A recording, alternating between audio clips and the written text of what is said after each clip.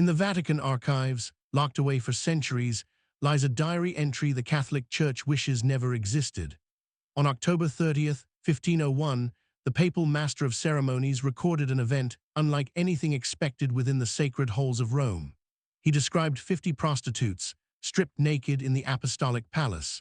Candelabras were placed on the floor, chestnuts scattered everywhere, and the women were made to crawl on hands and knees to collect them while cardinals watched. Then something worse followed, a sexual endurance contest, with the Pope himself awarding prizes to the men who could perform the most. This was not slander from enemies of the Church.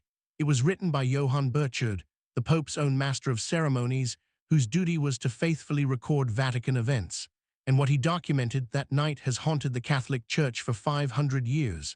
But here's the most disturbing part. This scandal wasn't even the worst thing this Pope did. The orgies were only the beginning.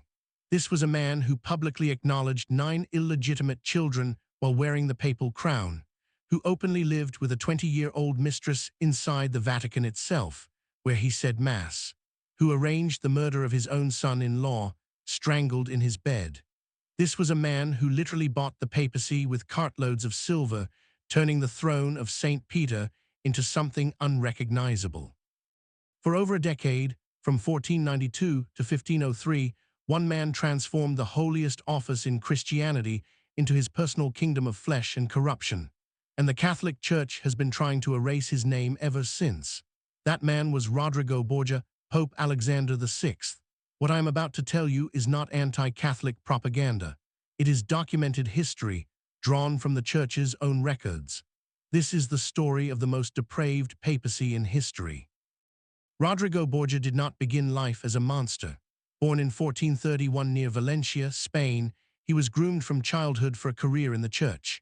His path, however, was paved with corruption from the very beginning. His uncle, Cardinal Alonso de Borgia, became Pope Sixtus III in 1455. And what was the first thing this new pope did? He appointed 25-year-old Rodrigo as a cardinal, not for holiness or theological brilliance, but purely because of blood. By the age of 26, Rodrigo already held one of the most powerful offices in the Vatican, Vice-Chancellor, essentially the Pope's chief operating officer. For the next 35 years, while popes came and went, Rodrigo Borgia accumulated wealth, connections, and secrets.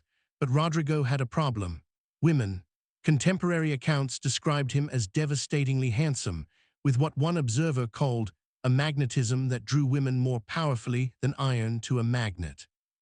Even as a young cardinal, his sexual exploits drew scandal. In 1460, Pope Pius II was forced to write him a scathing letter. Rodrigo had hosted a party in Siena where, according to reports, there were immodest dances and numerous women, while their husbands were locked outside. Pius rebuked him, writing that Rodrigo behaved as though he were one of the most vulgar young men. The Pope warned that such behavior gave enemies a reason to accuse the Church of orgies. Think about that for a moment. A pope had to warn one of his own cardinals to stop throwing sex parties because it made the Church look bad. And how did Rodrigo respond? He did not stop. He merely kept the parties quieter. By the 1470s, Rodrigo had settled into a long-term relationship with Vanozza de Catane, an Italian noblewoman. She was not his wife. He was a cardinal sworn to celibacy, but that didn't stop him. Together they had 4 children: Cesare in 1475, Juan in 1476, Lucrezia in 1480, and Geoffrey in 1481. Here is the shocking part: Rodrigo did not hide them. He acknowledged his children publicly and even secured papal bulls to legitimize them. A cardinal with an open family was unprecedented.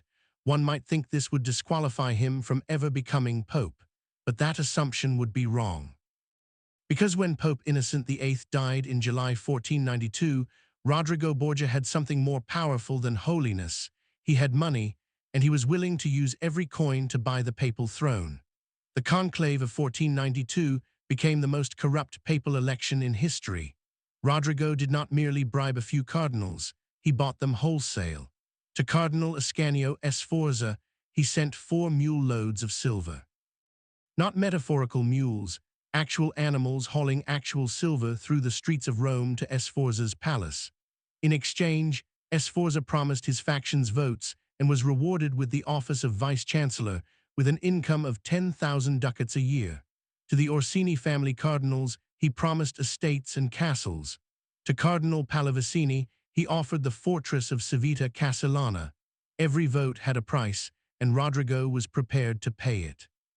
When Cardinal Giovanni de' Medici realized what was happening, he warned, "Now we are in the power of a wolf, the most rapacious this world has ever seen, and if we do not flee, he will inevitably devour us all."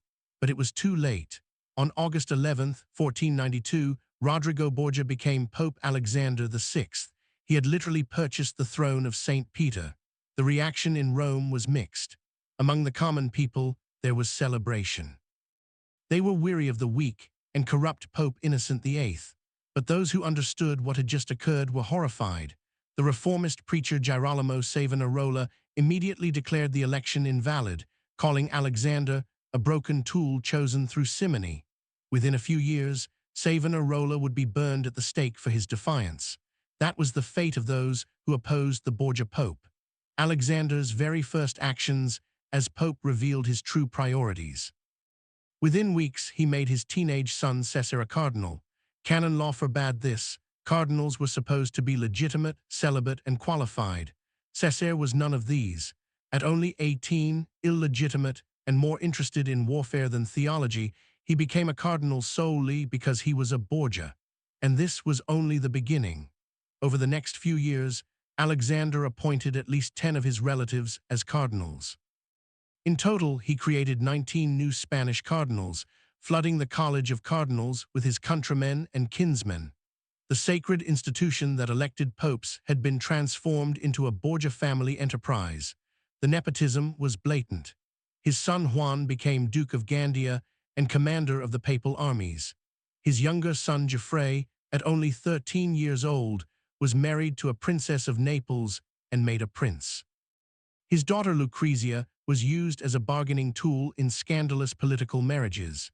Even distant cousins and the relatives of his mistresses were elevated to positions of power. Alessandro Farnese, the brother of one of Alexander's mistresses, was made a cardinal.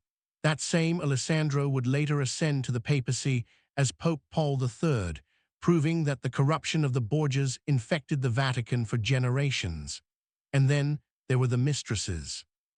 This was where Pope Alexander VI crossed every conceivable line of decency. After becoming pope, a 60-year-old man holding the highest spiritual office in Christendom, Alexander took a new lover, Giulia Farnese. She was only 20 years old, stunningly beautiful and already married. The Romans called her Giulia la Bella, Giulia the Beautiful. But the most shocking part was not simply her age, nor that she was married. Giulia did not visit the Pope in secret. She lived openly in the Vatican, inside the papal apartments. The Pope's teenage mistress resided within the very chambers where he celebrated Mass. How did Alexander manage this? He bought off her husband, Orsino Orsini, with castles, estates, and lucrative positions, essentially paying him to allow the Pope to sleep with his wife. Ambassadors from across Europe wrote home, astonished at what they witnessed. Giulia, seated at papal ceremonies near the Pope's throne, treated as if she were part of the papal household. In 1494, Giulia gave birth to a daughter named Laura. The official father was listed as unknown, but everyone understood the truth. The Pope had fathered a child while in office, with his mistress living inside the Vatican. Roman diarist Stefano in Fescera wrote at the time, "There is no longer any crime or shameful act that does not take place in the home of the pontiff." Even in Renaissance Rome, where corruption was widespread, people were appalled. But Alexander did not care. He was beyond shame. And when it came to his older children by Vannazza, he did not distance himself from them either. Instead, he brought Cesare and Lucrezia into the very center of papal politics. This was where the sexual scandals became inseparable from political murder. Lucrezia's marriages revealed the depths of Alexander's depravity. Her first marriage, in 1493, was to Giovanni Sforza, tying the Borgias to the powerful Sforza family of Milan. Lucrezia was only 13 at the time. But by 1497, political winds shifted, and the Sforza alliance no longer served Alexander's interests. He annulled the marriage, claiming Giovanni was impotent and that the marriage had never been consummated. Humiliated and furious, Giovanni made shocking accusations. He declared that the Pope had annulled the marriage not for politics, but because Alexander was committing incest with his own daughter. He further claimed that Cesare was also sleeping with Lucrezia. Historians today generally view these claims as vengeful lies from a disgraced man. Yet the fact that so many people believed them immediately shows just how far the Pope's reputation had already fallen. During the annulment proceedings, Lucrezia was sent to a convent, supposedly for prayer, but rumors spread that she was pregnant. In early 1498, a baby boy appeared in the Borgia household, known as the Infans Romanus, the Roman infant. What followed was extraordinary. Pope Alexander issued 2 papal bulls about the child's parentage. The first, public bull, declared the boy was Cesare's illegitimate son. The second, secret bull, issued the same day, claimed the boy was Alexander's own son. Why 2 versions? Some historians believe the child was in fact Lucrezia's, fathered by her young lover Pedro Calderon. Soon after, Calderon was found dead in the Tiber River, almost certainly murdered on Cesare's orders. The double bulls allowed Alexander to legitimize the child while leaving its true parentage cloaked in ambiguity. Lucrezia's second marriage came in 1498 to Alfonso of Aragon, Duke of Bisegli. This alliance tied the Borgias to Naples. Unlike her first marriage, this one seemed genuine. Alfonso was young, handsome, and Lucrezia appeared to truly love him. Together they had a son, but love meant nothing in the Borgia world. By the year 1500, Alexander and Cesare had shifted their allegiance from Naples to France, making Alfonso politically inconvenient.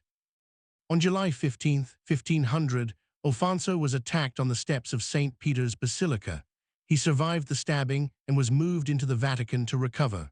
But on August 18, while still bedridden, he was strangled to death. Cesare later boasted that he had ordered the murder.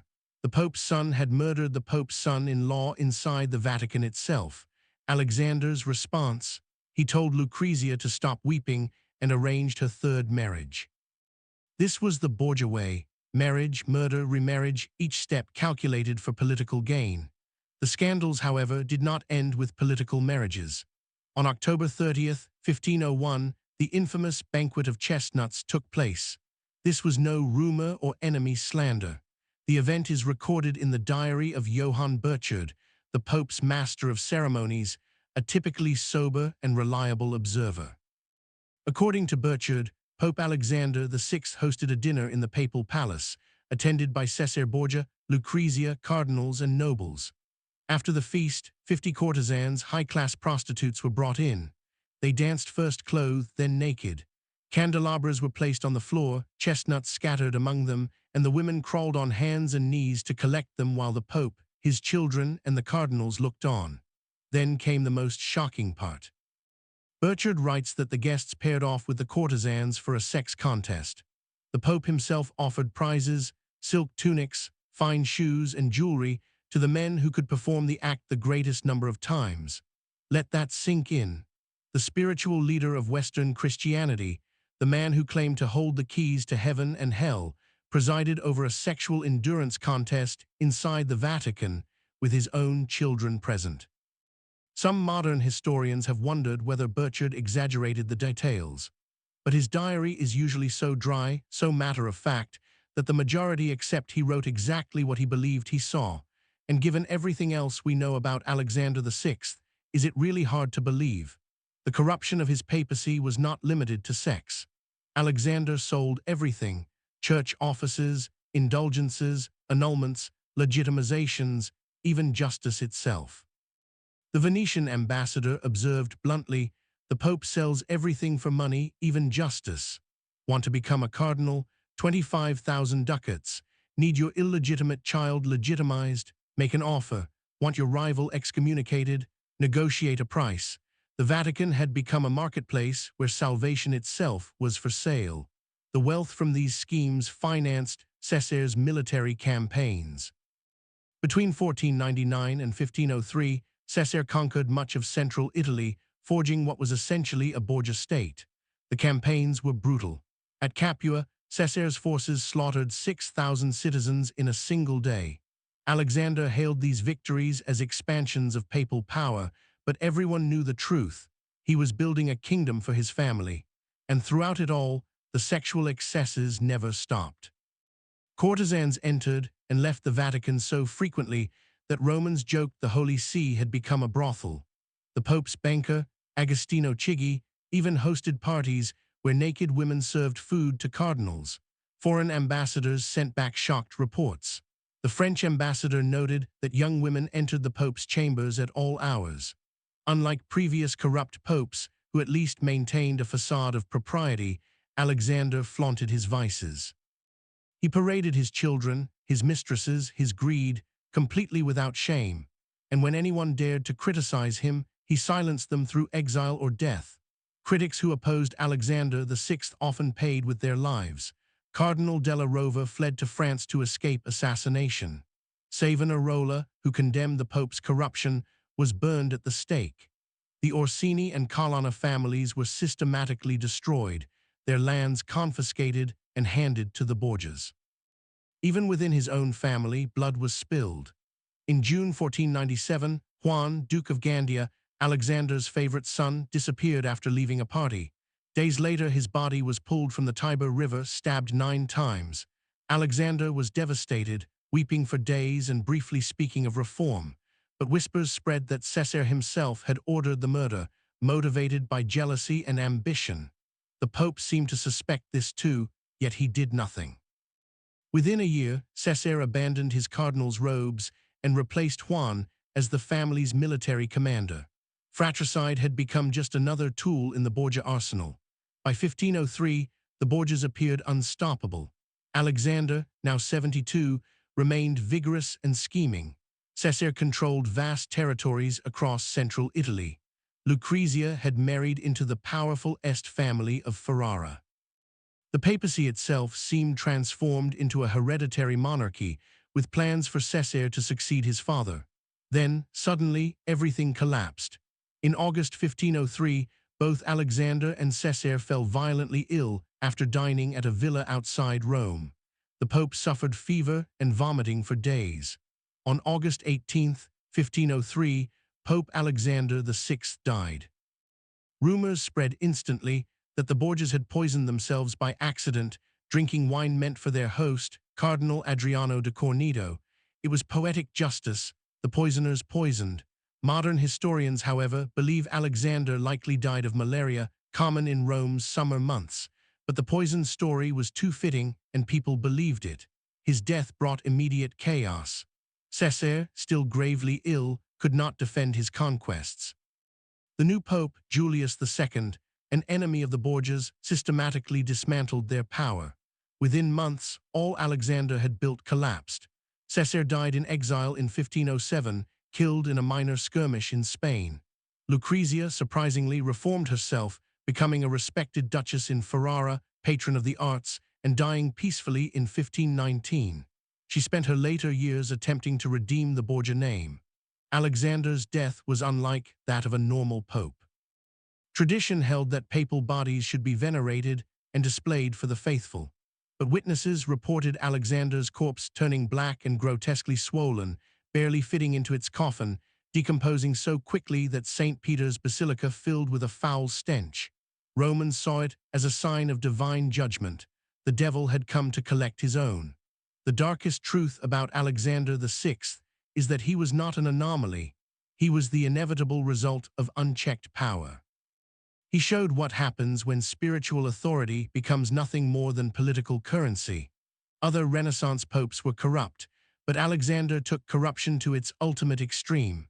He proved that with enough money and ruthlessness, even salvation itself could be bought and sold. Martin Luther was only 13 when Alexander died, but decades later, the Borgia papacy became a cornerstone of his critique of the Catholic Church. How could the Church claim moral authority when such a man had sat on the throne of St. Peter? The Protestant Reformation was, in part, a direct reaction to Alexander's excesses. Even within Catholicism, his legacy forced reform. The Council of Trent explicitly targeted the abuses Alexander embodied, simony, nepotism, clerical immorality. Celibacy was more strictly enforced, the sale of offices forbidden, and the church sought to ensure that there would never again be another Alexander VI. Yet here is the chilling thought. Had Alexander lived another decade, had Caesar been a little more fortunate, the papacy itself might have become a hereditary Borgia dynasty. Central Italy could have been transformed into their permanent kingdom, altering Christianity forever. What saved the church was not divine intervention, but simple mortality, disease, age, and death. The institution survived, scarred but intact. To this day, no pope has ever dared to take the name Alexander VII, VIII, or IX. The name remains too tainted. When people hear Borgia, they do not think of charity, piety, or theology. They think of poison, incest, and murder. In the Vatican today, you can still visit the Borgia apartments where Alexander once ruled. The frescoes remain, but for centuries after his death, those rooms were sealed, avoided by later popes who could not bear their association with corruption. The Church itself admits Alexander's failings. The Catholic Encyclopedia concedes he sadly neglected the spiritual interests of the Church. That is Vatican language for disaster. Unlike other controversial popes, Alexander has never been rehabilitated. He is the pope the Church wishes history could forget. But his story endures because it reveals something uncomfortable. Corruption rarely arrives all at once. It seeps in step by step. A cardinal takes a mistress, then he has children, then he becomes pope and parades his family openly, then his mistress resides in the Vatican. By the time orgies are held in the papal palace, the institution is already too compromised to resist. Alexander VI forces us to ask a hard question. If the man who lived at the heart of Christendom, surrounded by prayer and sacred art, could fall so completely into corruption, what does that say about human nature and about the rest of us?